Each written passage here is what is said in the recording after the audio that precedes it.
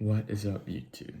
My name is Will Dixon, and I'm a semi-amateur bodybuilder, and overall, just a meathead who loves the science of getting jacked and training, lifting weights, and etc.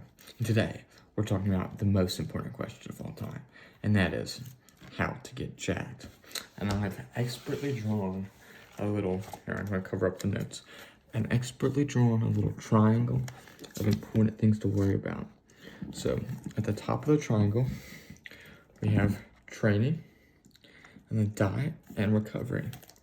Now, what does that mean? So it should be pretty obvious, but training is working out and lifting weights, sometimes even a little bit of cardio, a dabble of cardio, for the purpose of getting jacked. And then diet is the food that you eat.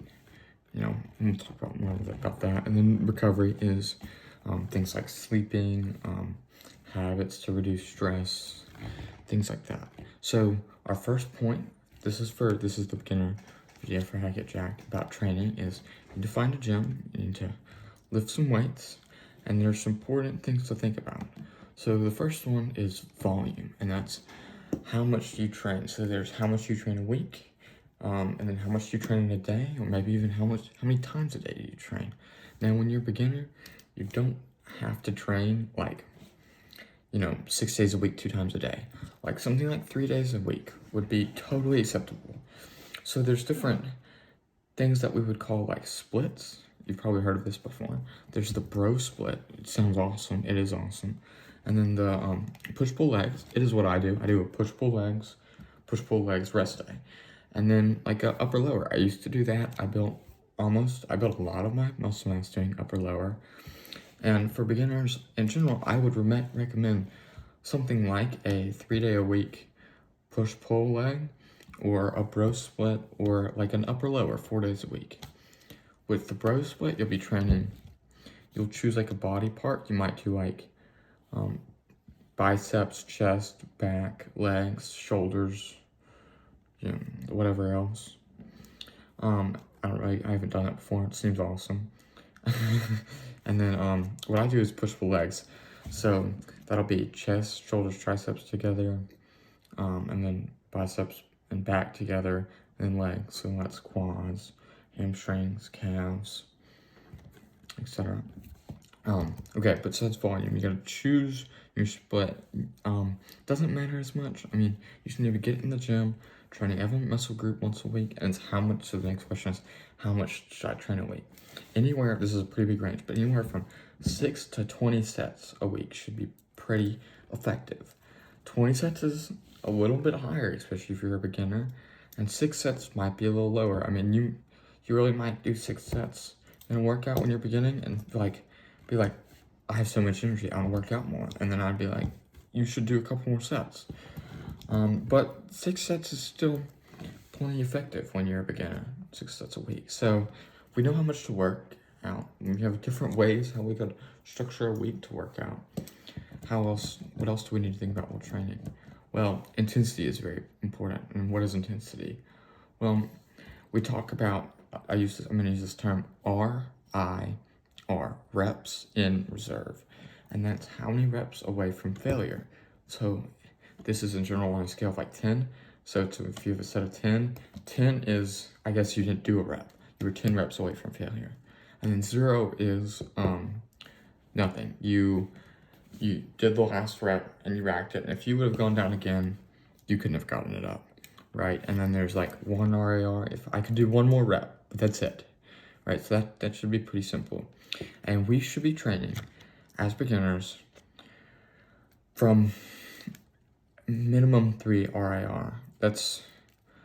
Some people will tell you, be careful, don't get injured. But I think when you're beginning, you're not using that big of weights anyway.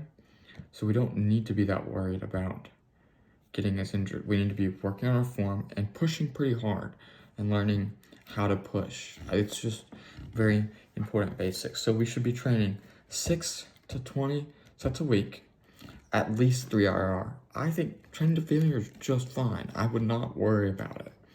As long as you have a spotter and you're practicing safe sets, training to failure is just fine.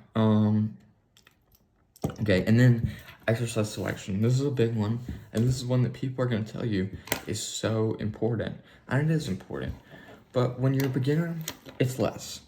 Because some of the things, that if you watch videos on which exercise is the best, they're going to talk about things like mind-muscle connection.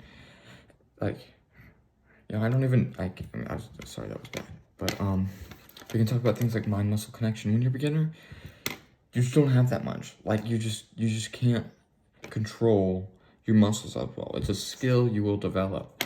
So if somebody's like, I'll do these spider curls, you really get a lot of bicep in there, you can be like, well, I don't know, I'm just gonna do barbell curls, and that's probably fine. But so I would think about incorporating your basic compound lifts like bench and squat, maybe deadlift, maybe not deadlift, more like pull up, and then I would throw in some basic like dumbbell isolation sort of movements. Like I think things like dumbbell flies, preacher curls. I said pull-ups. Pull-ups are great. Single arm rows. Just so you should do your compound movements, because if you make your compound movements go up, if your bench goes up 20 pounds, your chest got bigger, right? I mean, there's no way really around that. Maybe it's neurological adaptation, but if it goes up 50 pounds, your chest got bigger. Your chest had to get bigger to put up more weight. So you should be doing your barbell basics. And I would recommend throwing in some dumbbell isolation movements.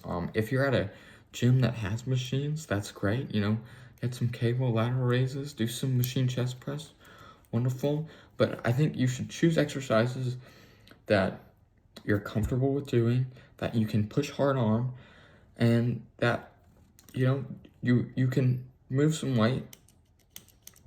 Nothing like really silly, some little side lateral. I mean, I love stuff like that, some little cable lateral raise or whatever with like 5 pounds. But as a beginner, I think you need to be focusing on just gaining size and strength as a total. So it's less important to focus on the little mind-muscle connection movements and focus more on your big movements. Next point, so that was training in our triangle. Next point is diet. So diet's not fun. Diet is probably, for me, my least favorite part of getting big. But it's pretty much equally as important as training. I mean, you gotta eat food, so you gotta eat food. So what kind of food should we be eating? So there's macronutrients, which I'm just gonna talk about macros today. That's protein / amino acids, right? And then carbohydrates, so sugars, and then fats, lipids, right? So you may hear like sugars and start freaking out. No, don't do keto. You need carbs. Carbs fuel you. But you should be thinking about trying to get more protein in, because you're most likely right now not eating enough protein. You should be eating about a gram per pound of body weight, right? So if I weigh 180 pounds, you should be eating about 180 grams. You could think, something like 0.5. If you weigh 180 and you're eating 90 grams of protein, that's not quite enough. You should be eating more like 120. But that's starting to get pretty good, especially when you're a beginner. But you should think about this. You should read the food label, and you should be like, protein. I want to get, I'm 120 pounds. I want to get 120 grams of protein, right? You should be trying to shoot for that. But if you don't get that, that's okay. It'll be okay. You won't die. You won't lose all your progress. You're gonna keep gaining gains like crazy when you start. Okay, calories. I stopped tracking calories. You should track your calories. You should see how many calories you're eating. You should get a scale. You should weigh yourself in the morning every day, and you should look at the overall trend of your body weight. See if it's going up, down, or maintaining. If it's maintaining and you know how many calories you're eating, you'll know what your maintenance is. And then, depending on your goal, if you want to gain more muscle, you bulk up a little bit, eat more calories than that. And if you want to lose muscle, well, not lose muscle, but lose fat, you probably lose a little muscle. Maybe not really when you're beginning. You'll probably still gain muscle and lose fat. It's wild. But then you should eat a little less than your maintenance. And right? And then then my other point for diet is not that interesting, so I'm not talking about it as much, but timing. So people talk about like post-anabolic workout window. This was a big thing a while ago. It's not that important. It's not like if you don't drink a protein shake 30 minutes after your workout, you're in a state of like catabolism or a catabolic state, right? It's not really the case, okay? You can, as long as you get your protein in, you're gonna be pretty good. But something that is sort of game changing on timing of food is you should eat carbs, some simple carbs before you work out. So for me personally, before I go to my strength and conditioning class, I will eat a home style Rice Krispie. It's like a chunky Rice Krispie that has like some marshmallow stuff. It's great. And I'll eat that, and it helps get you a better pump and a little more energy. And it's like, who doesn't want a better pump and more energy? And it's like, everyone wants a better pump and more energy. So, it's a good thing to think about. It's a thing to help your training out a little bit. Okay, and then our next point on our triangle of jackness, it should be a jack triangle. I didn't draw it well enough.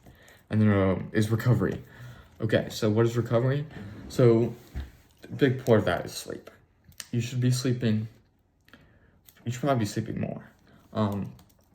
Some people like neurologically need a little more sleep, a little less sleep. I personally need quite a lot of sleep to feel rested, so I sleep a lot, which is good.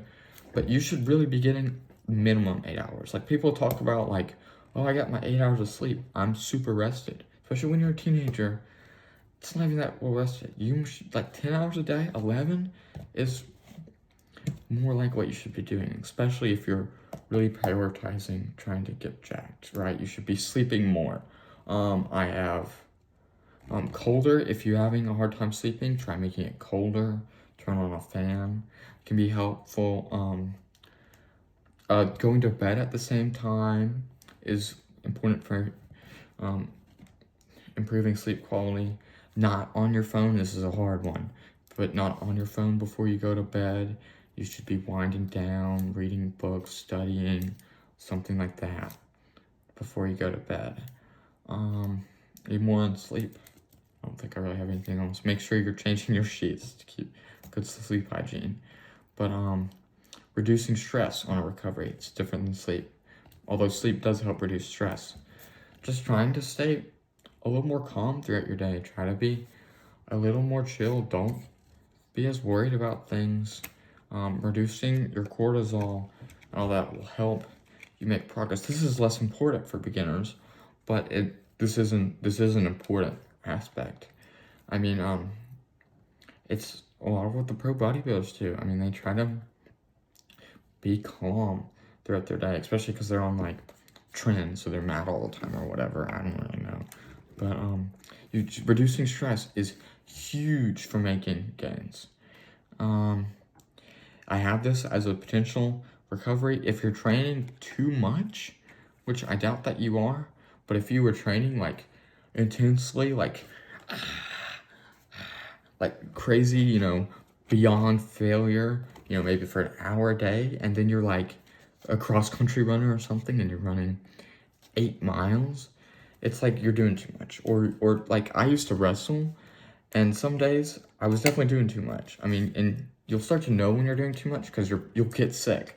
Like you'll catch the flu, you'll have a fever, like you won't be making progress, everything will hurt. Like it's not really something that super sneaks up on you, but it's something that can happen where if you're training too much, you got to bring something down. Like when I was wrestling, I had to stop training. That's why I'm not wrestling this year. It's because I just stopped training some because I was training too hard and I was wrestling 2 hours a day.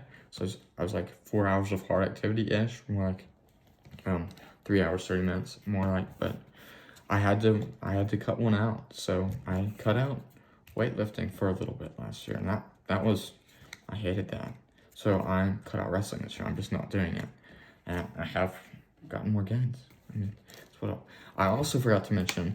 Now, this is the how to get jacked for beginners video, but form is very important for training, for exercise. I talked about trying to bring up your compound lifts because if your bench goes up, your chest gets bigger in isolation movements.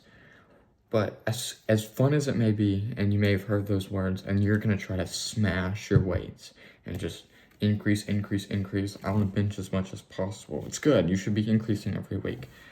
But you need to be learning how to use better form and to target the muscle groups.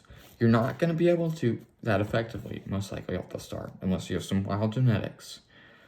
But you need to be using good form where you're trying to target your muscle group, slower on the way down, pausing at that, whatever the lengthened position is. So for the bench, that's the bottom. For the like a pull-up, that's this hanging position. This is the top. This is the bottom. Pausing here. So for bench, or I'll do the pull-up. You're gonna go up, come down, pause, come up, down. Right, for the bench, it's the same thing. Unrack, down, pause, up, down, slow, pause, up. You should be doing more weight with this good form. And if you're doing good form, the risk of injury goes to, it's not zero, but it goes way down, especially when you're beginner at low weight. I mean, you're not going to get injured doing that. I mean, you're just not going to get injured doing a pause on your chest bench, and you'll get bigger, and you'll learn how to connect your chest more, which will set you up for your later lifting career.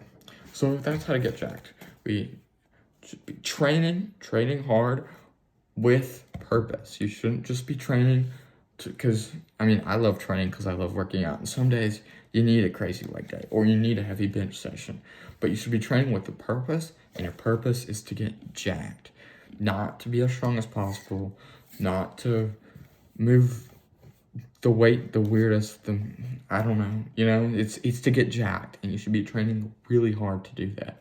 Diet, we should be looking at our protein, trying to get our protein in, tracking our calories and our weight, and changing that according to what your goal is, and then recovery, trying to sleep more and stay less stressed. That's how you get jacked. That's how you do it, folks.